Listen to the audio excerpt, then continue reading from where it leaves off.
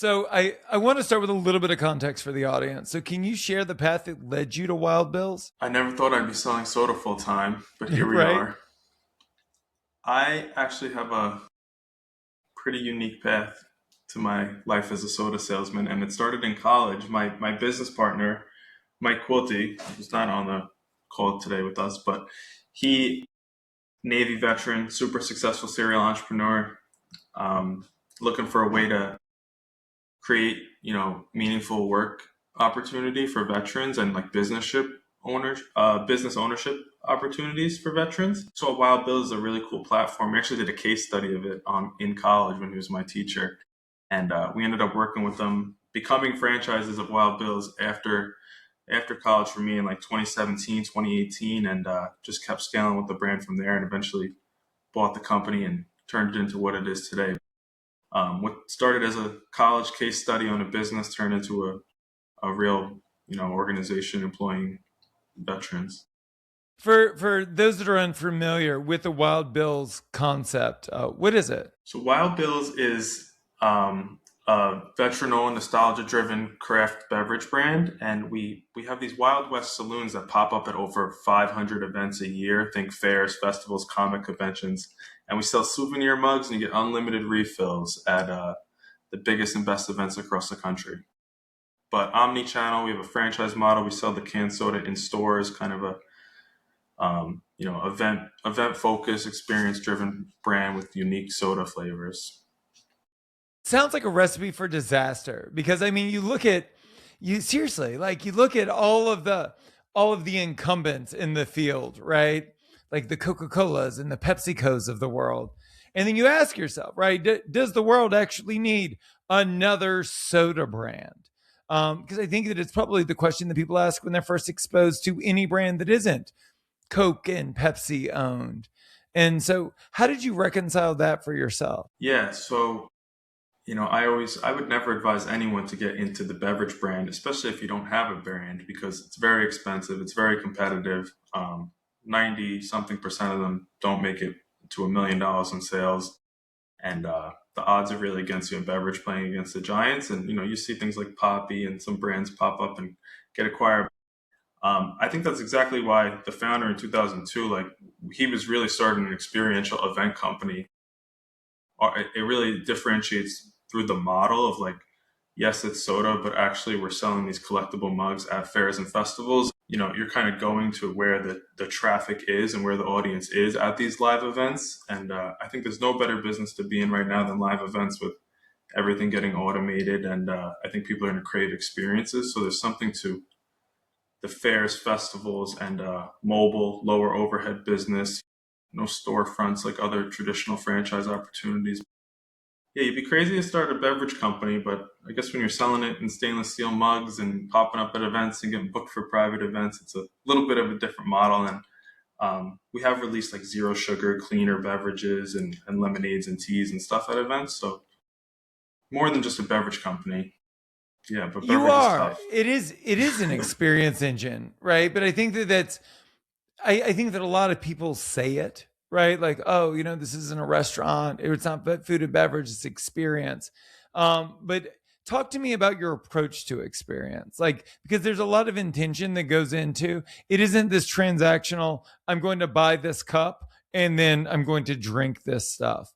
Talk to me about how you create high perceived value through the whole experience. Yeah, I think there's something to the visual presence of this big Wild West saloon at an event. And it's really a sense of discovery, like you're walking around a fair, a festival with your family, or a Comic Con, and you see this big Wild West themed soda booth. Like it's a sense of discovery, like what is this doing here? And you see a big line, and I think you become part of the tradition. Like, I'm from Long Island, New York, and I was at the Oyster Bay Festival this past year, and I met a customer who had a mug from 2007. So she came back 18 years later to the event, like with her kid. She was 7 when she was 25 with a kid now. She's like, I used to come here when I was a kid. So leaning into becoming, these events that are traditions in the community, leaning into that and becoming a part of it. And we become like the watering hole at these events. And, there's something nostalgic about an old fashioned soda and drinking it with grandpa. And but I think you have to authentically show up at these events and to really be a part of the community. Like you can't just come once and never come back.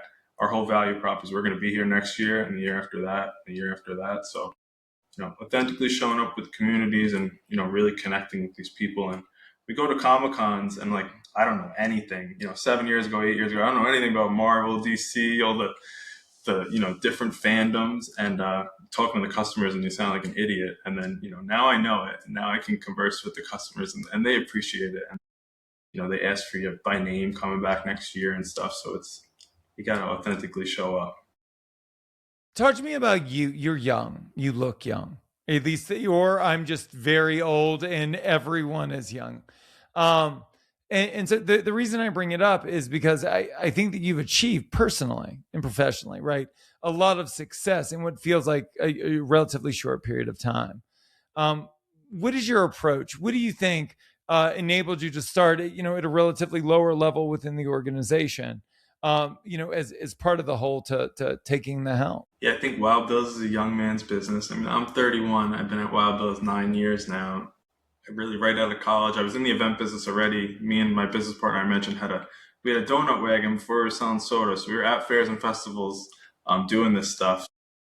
I guess I'm like a professional carny who just now has a real job title, but we've built it up over the years and like just sweat equity, grinding and over delivering. And in a business like this where, you really it's the high volume, high energy environments and like you're kind of matching that energy. And like there's a lot of opportunity of just, there's 20,000 plus fairs and festivals in the country. And like, I love the instant gratification of like, you can go online, find an event right now, build a route. Like that's the whole business is building an event route and some like instant gratification to it, but just, delivering value. And I never had a real job out of college. I worked at Morgan Stanley for 2 years as an intern and then got right into this live event scene. And, people in franchising are like, how do we get traffic to the store? Like, we're just going where the people are and finding the best events. And it's like repeat business in most cases. Like I said, with Oyster Bay, the same event for 17 years. I think I thrive on like, relationships and this is a relationship business, just connecting with event promoters, leveraging those relationships, getting into the next event. You meet the other concessions vendors at the events and get into more shows. The founder always said shows breed more shows. Yeah, every year we're adding 50, 100 events and new operators servicing those events. When I was young, many years ago, what I struggled with was focus. That was the hurdle for me. Was you've done the same thing for 9 years. I mean, it's so hard to just do the same thing, even if it's lucrative, right? There's this, entrepreneurial urge to, lose focus, to self-sabotage.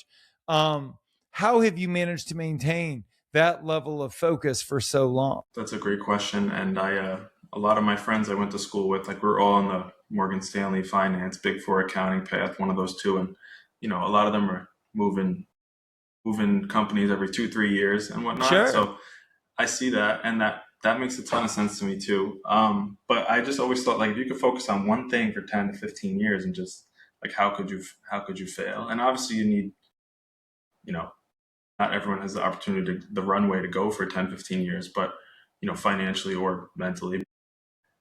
We've had like every year at Wild Bills has felt like I feel like a new startup after COVID. Like we were on pace, $10 million run rate, going to do 400 events in 2020 and COVID hit and we did nothing. And we had to cut 20 plus employees and, came to a grinding halt. And then we basically had a year and a half, like, what do we do? So we launched like canned soda and e-commerce. So I think I've had a natural kind of refresh in there. And like, 3 years ago, retail was a big focus and now franchising is the big focus. So I think just as we have these kind of, the retail business, e-commerce and franchising, and then just building a brand, like doing a little bit, it keeps it fresh. Doesn't feel like I've been doing the same thing for 9 years, but yeah. Let's talk about opportunity versus distraction. I have a client. She owns this like blockbuster cookie company, right? So she runs it like people like shoe culture, right? She does these drops sell out. And the reason that she came to me was because she was like, well, I want to build this into a brick and mortar business. And I was like, why? Why on earth would you do that when this could become, an events business? This could become a catering business. There are 1,000 other ways we could reimagine this business with a higher top line and a higher bottom line than going brick and mortar. And you could, I won't reference them directly, but there are tons of soda brick and mortars out, especially in the last 5 years, right? Many have come out, and they have scaled. And is that tempting? Or are you guys super married to the model because you know that it works? Yeah, that's a great question. We had a call with a franchise candidate this morning in some part of Texas who was like, I'd love to build a Wild Bill's, retail outlet. He's like, if you could help me drive traffic. And I had to have the discipline to be like, I wouldn't even know where to start. I don't know what to tell you. Like, probably not the right time. Um, but, there is something, I think you can use mobile as a way to prove out a brand and a model, and then at some point, enough concentration in a market, you probably could have a physical store. But yeah, I think it's much more accessible being mobile, lower overhead. I mean, I go to some of these franchise conferences and they talk about the challenges of real estate, and I can't even wrap my head around like site development and all these things. I'm like, that sounds absolutely terrible. Like I'd rather pay. I complain about paying promoters like event fees, but like at least it's temporary for a weekend, and you can see if they're actually marketing the event well and driving traffic, and you can go to the event and see it. So it is tempting, but yeah, it is definitely tempting, and I am jealous of some of the success of these beverage franchises. But staying in our lane, we have 60 of these wagons out on the road now, and I think we have a path to put 500 of them on the road. So we're in 500 events. There's 20,000 plus events out there, and that doesn't include like private events. Like we've been again booked for corporate events and employee appreciation days and grand openings, and that's not even counted in those numbers. So That's where the money is. I want to go back to something you said earlier because one of the reasons I was excited to talk to you is because there's so many things about your ethos that I espouse as well. And you said it earlier. You said, I go where the people are. Being locked into a brick and mortar, it's not the best possible scenario because the neighborhood could change, and that happens to a lot of people. The reason that they say restaurants have a shelf life is because by and large communities change over time. And so, one of the things that I think that you guys have mastered, I think it's really exciting to have the conversation, is that you've mastered this ability to serve people that want what you do for a living instead of trying to convince people to want what you do for a living. You go where people are thirsty and where they need an alternative. That's very exciting to me. When I work with clients, what we focus on primarily is building out private events businesses, building out corporate catering, because you're not convincing people to do the thing that you do for a living. They're already doing it. You're just convincing them to do it with you, which is a much lighter lift. Can you talk to me about uh, how you've been able to scale the business through going to where the people are? yeah, I think the best example of this is meeting people where they're at, and there's something in Wild Bills to, it's Wild Bills, it's not Mild Bills. It's kind of a little wacky, and you got to be a little crazy to be out on the road, out on the trail. But the weirder the better, and like the more I would say there's riches and niches, and you know it's hard to fit in every niche. And but like the best example is like Comic Con.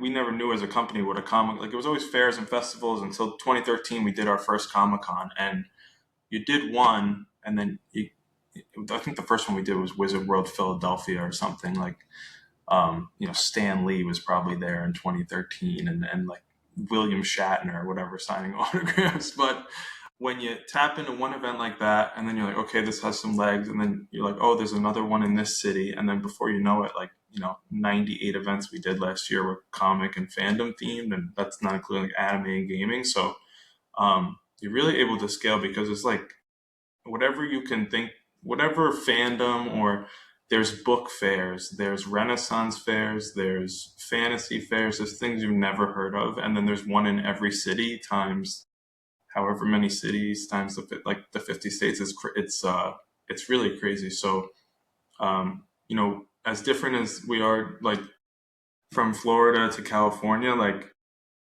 the people who go to Comic Con in Florida are very similar to the people who go to Comic Con in California, Florida versus California. So you're able to scale just by we've been able to scale by just testing events, and back to the mobile aspect of it, like you can go pay a $200 fee to go pop up at an event, for the weekend and test it. And you could start, I mean, before Wild Bills, like in college, I was selling other things at craft fairs, and like you really just need a product, a table, a sales tax ID, and you're like good to go. So I think it's like the ultimate testing grounds. Like one of our mentors that me and my business partner worked with, who was our other teacher in the entrepreneurship class, was just like small agile pilots, the MVP, the minimum viable product, and like go sell it. And even if you don't have a physical product to deliver, like ask people questions. Like, what's too low for this product? What's the average price for? What's something you'd reasonably pay? What's too expensive? Like just anything to get market feedback.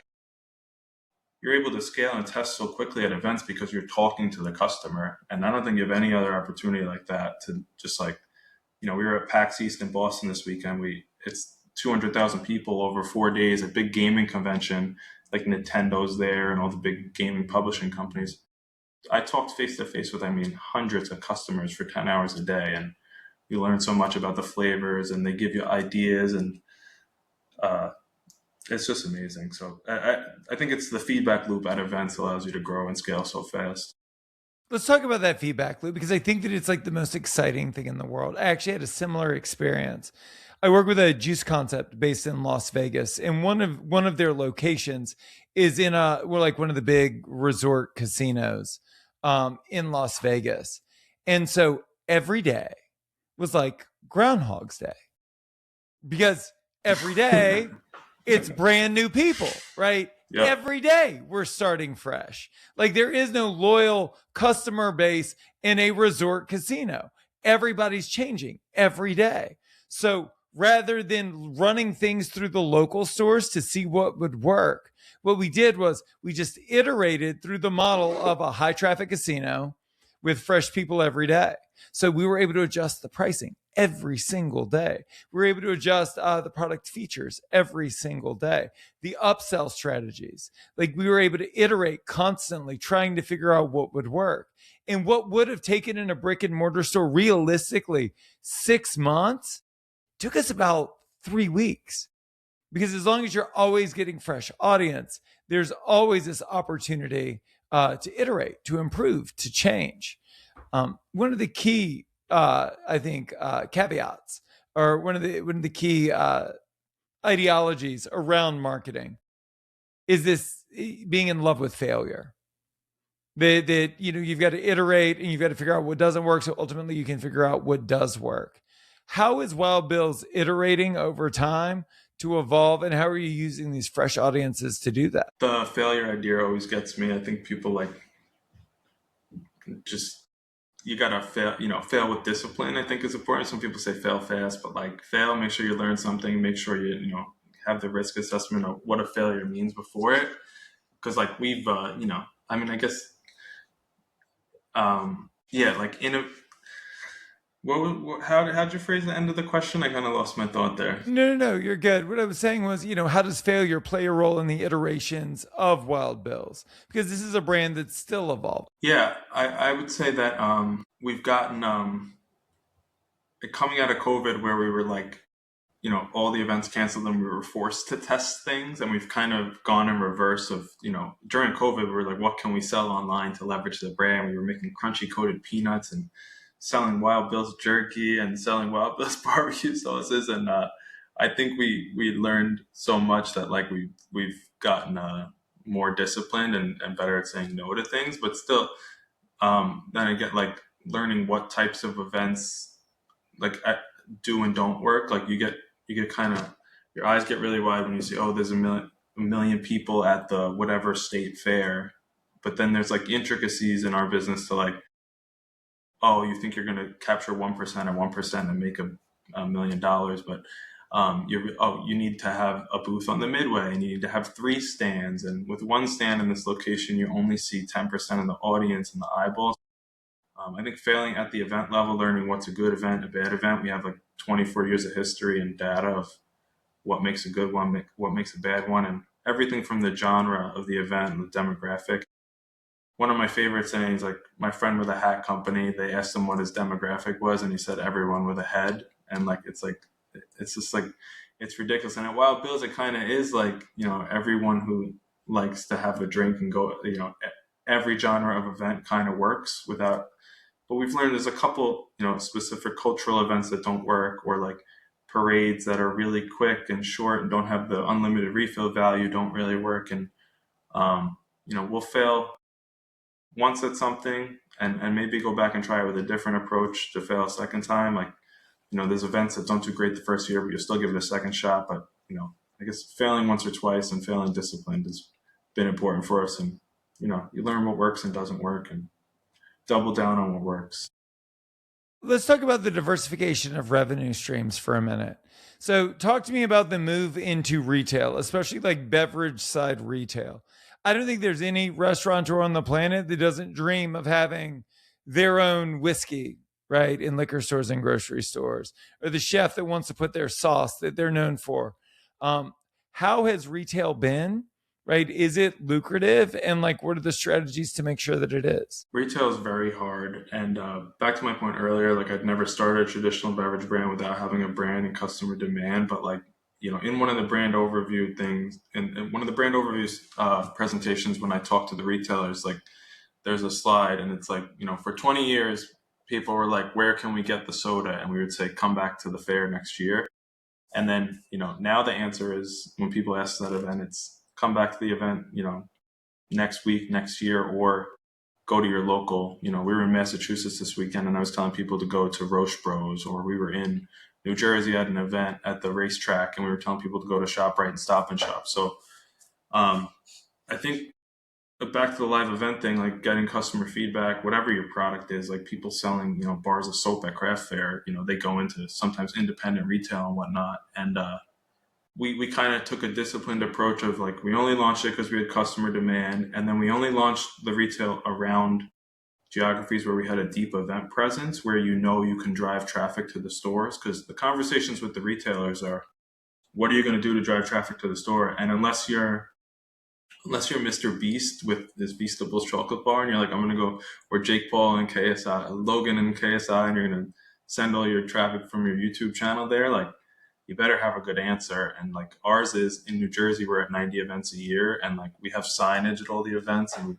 we bring the cans of soda and we say, go look for this in ShopRite. Like we drive traffic to the stores. So, we have to spend less on promotions and slotting fees. And like you learn these things in retail, like you have to pay like, $50 per item per store, times a chain that has 300 stores. Like the fee, you're basically paying for pay to play in retail, and it's pretty terrible. And there's a lot of like, not the greatest consultants in retail, and like, people who are I'm gonna get you into Walmart because I worked there 30 years ago and I haven't been back since. But yeah, retail stuff, it's a low margin business. It's all about scale. And like, it's a numbers game, how many stores you can and go in and how much cash runway do you have? Because if you look at some of the success stories of the beverage companies, like they never made money, but Pepsi and Coke buy them because they're going to instantly save on efficiencies in manufacturing and distribution. So you have deep pockets and a good product, and flavor is king in that. And like the whole functional thing is really, trending right now. But we were just like, we have an old fashioned, really good tasting soda. We hang our hats on flavor, and we have people who want to buy it. So does your store want to carry it? And we'll send the customers. But otherwise, I'd never be in retail. And there's probably some chains. There's other like, franchise chains who've, Taco Bell has extended the Baja Blast into stores, and you've seen like, collabs and whatnot. But, those big QSR brands and whatever they get into desserts and the frozen entrees, and most of them done it through licensing plays, whereas we like, we have this omni channel, and the businesses kind of fuel each other. So people find us. We had a franchise candidate who's like, oh, usually you think, oh, they see us at an event and then they call us, but like we had someone in North Dakota who called us because they saw a can in a store and then read about the veterans. So it's kind of like reverse. Now the cans are out in so many stores. We're in like 4,500 stores now, and we're getting inquiries on the other side of the business, which is cool. Let's talk about catering for a minute, like corporate catering, corporate events. It's super lucrative, right? Because it's high margin. These people have budgets. How have you grown that side of the business strategically? How do the corporations find out? Is that an active part of the business, or are you guys just passively dealing with inbound inquiries? This is really new for us, and over the years, we've naturally being out at events, people seeing the equipment, they're like, "Oh, I'm having a rustic wedding in a winery out east Long Island or in Texas or wherever," and proms and graduations and employee appreciation, customer appreciation days, one-off ones over the years, and then we've really started to formalize the efforts to book those events lately, because it really allows the franchisees to go deep in a territory, and for every one public event, there's a lot more of these private events going on, and events, special occasions of all sizes. But we've done things to build the pipeline, like spend Facebook, mostly Meta, Google ads, a little bit of LinkedIn ads. We're going to the Event Planner Expo in October, where there's literal party planners, corporate event planners, and at all the 500 events we're at, we bring signage that says "Book us for private events," and then organic social media efforts. But it's a really big deal. We made a chart on a traditional outdoor pop-up where you're selling versus a private event. Like, they're prepaid. You don't really have to worry about weather. You know exactly how much inventory you need to bring. You get prepaid or a deposit in advance, and they're usually repeatable events. Like XYZ Asphalt Company has their company picnic every June in Connecticut.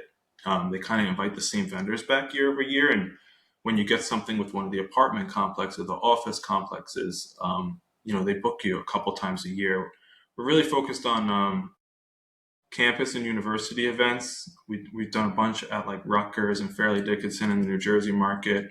Out here in Long Island, we've done events at the Stony Brook Farmingdale State University, and they have alumni weekends and campus back to school barbecues. So it's not as much catering for us, but where we're selling them cases of soda for their events, but like the wagons popping up, and we're basically getting booked like a food truck, which is really cool. So campus, university events, corporate and apartment complexes. And then fundraising is really interesting too. There's so many fundraising events, and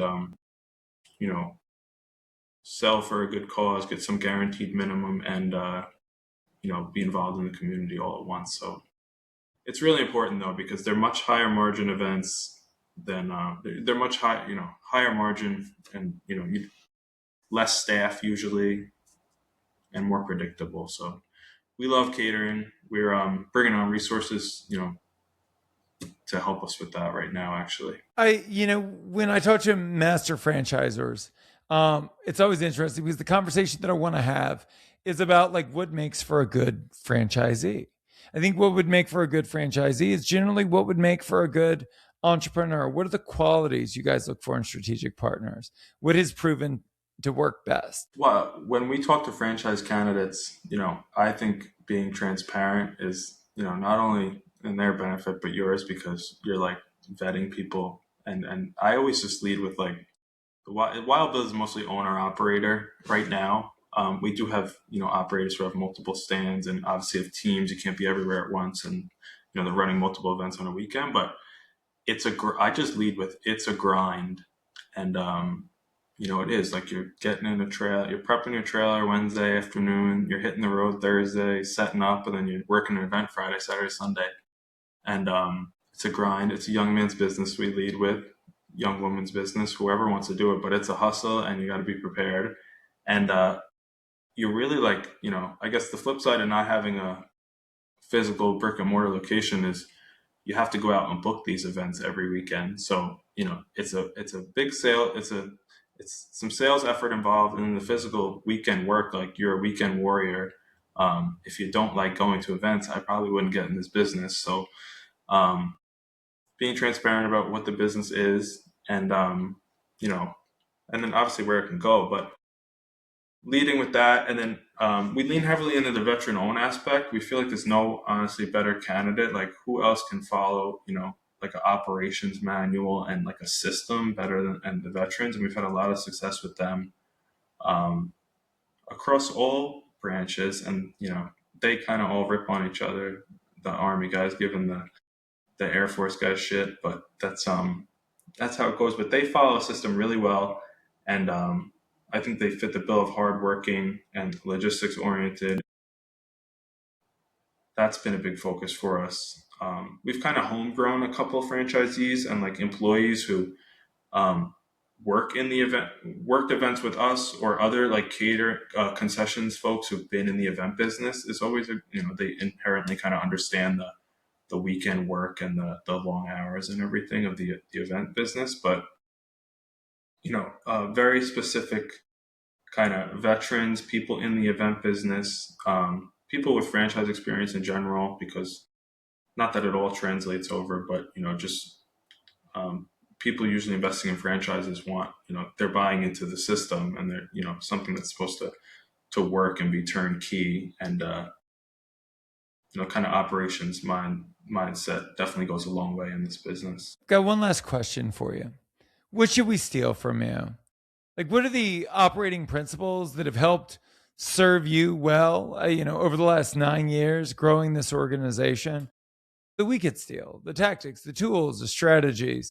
What are the lessons that you constantly remind yourself of that have served you well? I think scale back to the testing and using events, and maybe it doesn't apply to every business, but I look at like Nothing Bundt Cakes, who just got I think acquired for nearly 2 billion. I was like, holy crap, then I stole this from them, I guess. But like, I was in Texas when I first started as a franchisee while Bill was there, and I saw them like, I was my first bundt cake, and they were selling at a fair and festival, and I was like, wow. And then they have stores, and then they also had a unique kind of CPG product. I'm pretty sure that they sold at retail, but um, scale what works in the real world, and don't try to invent demand digitally. Um, you know, Being one of the few brands that meets customers face to face literally every weekend, hundreds and hundreds of times a year. I think just meeting your customers where they're at, meet them more than halfway, and go talk to them, and you know, authentically like want to understand what why they're at that event, why they love your product. We did this exercise of like, it was literally like interrogating our customers, but we picked like our top 20 customers online, and called them and talked to them for like an hour and a half, and it was like interrogative interviewing, and like you really try to get to the motive of why they purchased it, and spend the time to just talk to your customers. If you can't get out to an event and do it, I know it's not possible for everyone. Like, if you have e-commerce customers and you have their phone number, you have their email, like just get on the phone with them, because there's a lot of echo chambers in digital, and reading comments, and you're talking to other you know uh, other brands who it's just not the same. Doesn't always translate. Um, Talk to the customers, and yeah, just get on the phone with them or get in person with them. There we go.